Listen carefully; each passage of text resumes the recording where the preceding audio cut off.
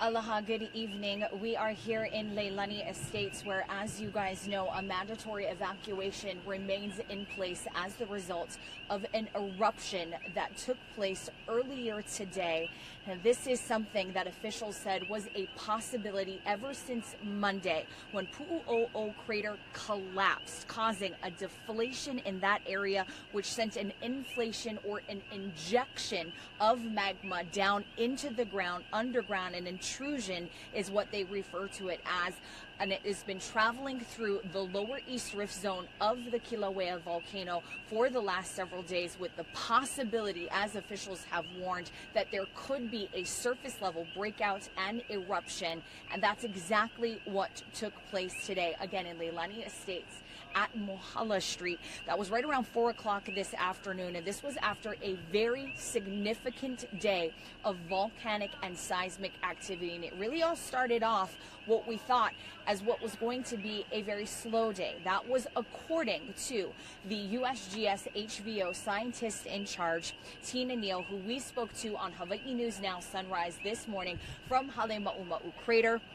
What she had talked about was the fact that officials had had the opportunity to assess and to review the last 12 hours of seismic activity. So this is referring to last night, the overnight activity. And what they had seen was actually a decrease, a diminishing of that seismic activity in those areas of the lower East Rift Zone in neighborhoods like Leilani Estates, like Nanavale Estates. And they had hoped that that meant that there was a possibility that the intrusion had ended its eastward progress as it was trekking along, again underground, causing all of those tremors to be experienced by the residents who are living down here, those mini earthquakes that were very consistent and ongoing in nature, because essentially what was happening was that molten lava, of course, is traveling underground. It is breaking through rock. It is shifting the ground beneath it.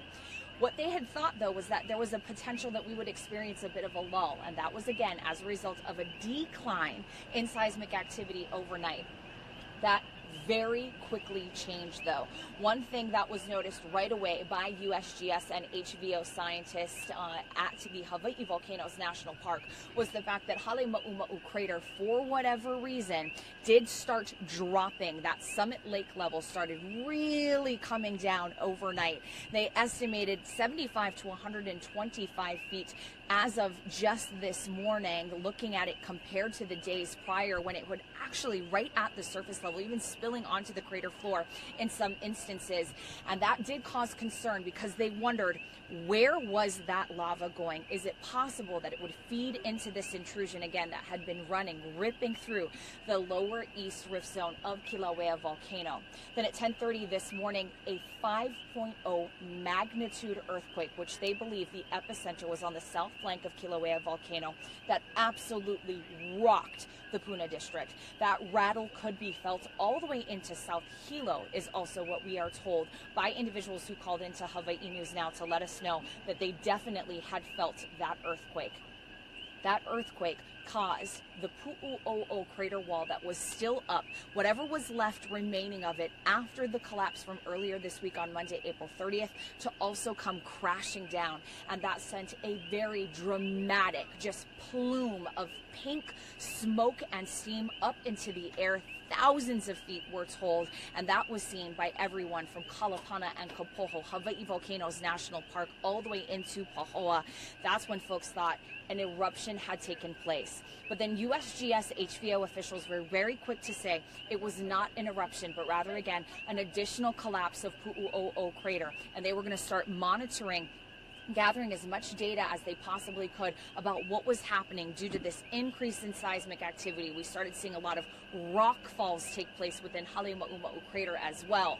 And then at 4 o'clock this afternoon, that's when the report of a fissure opening up in Leilani Estates and an eruption of lava spewing out of the ground was reported and then, of course, confirmed by officials. And that's the situation that we find ourselves in right now. Again, mandatory evacuations are required for anyone who lives in Leilani Estates. They have no idea of knowing where exactly this lava flow will go, how quickly it could potentially move, or even what kind of width it might eventually start taking on, along with inflation as well, as it makes its way, right now we're told, tracking east down the East Rift Zone of Kilauea volcano. And that's why every single resident of Leilani Estates has been told that they need to leave tonight.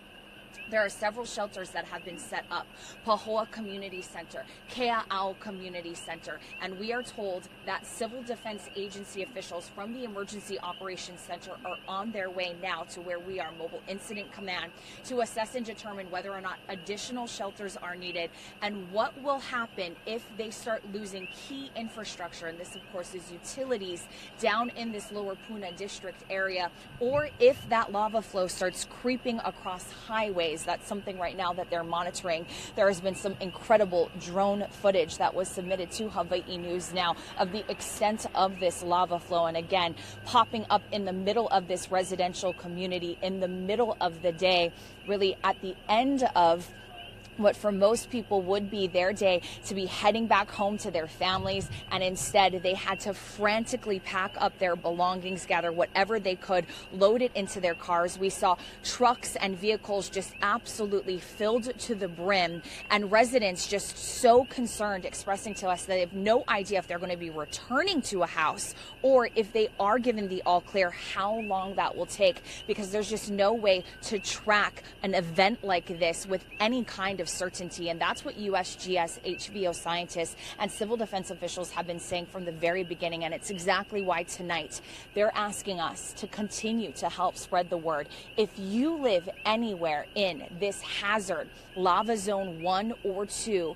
area that is around this very, very activated, very right now energetically involved East Rift Zone of Kilauea volcano, you need to take the time to prepare. This does not mean that you will be evacuated tonight, but it does mean that you need to have an evacuation plan. We heard from so many people who said that just was not the case. Make sure that you gather all of your medicines, all of your important documents, that you meet with your family to determine where it is that you will go, how you will get there. If you have family or friends who live outside of these danger zones, perhaps you can connect with them now to start putting those plans together, because the reality is that this eruption is not the only one that can happen along this intrusion.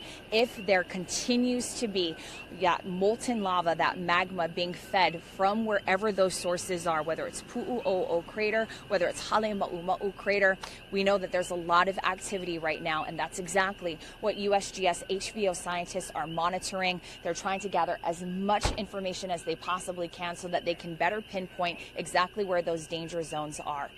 Of course, for the very latest, be sure to stay tuned here to Hawaii News Now. We are streaming online, we are streaming on air, and of course, we are on your mobile device as well. Be sure to sign up for those Blackboard alerts from the County of Hawaii. Sign up for the Nixle alerts from Hawaii County PD, and of course, those Kilauea updates that are being provided by USGS HVO as well. If you're not sure how to go about doing that, head to our website. That's a fabulous resource for you, where we've got all of the links to all of those applications, all of those different voluntary messaging systems available online. We're, of course, wishing everyone the very best, their continued safety. We ask that, of course, you abide by all of the road closures that are in place to not only keep you and your loved ones safe, but all of these first responders who are starting to collect in this area, really from all over the state. The National Guard has been activated. We've seen representatives at a federal, a state, and a county level start descending into this area, and we want to make sure that everyone gets the chance to return home to their loved ones. We are very fortunate at this point that there have been no reported injuries, and at this time as well, no reported structures that have been taken out as a result of this lava flow. But we also know how quickly things can change, and a big part of that is just the vigilance of this community, which we know to also be extremely resilient. This is not the first time that something like this has happened. And there are so many who know what they need to do to move forward, and they've been helping others. And that's exactly what the spirit of this Puna district and really Hawaii Island, this state of Hawaii, is about. For more information, be sure to stay tuned here to Hawaii News Now. Malama pono, aloha, and a hui hou.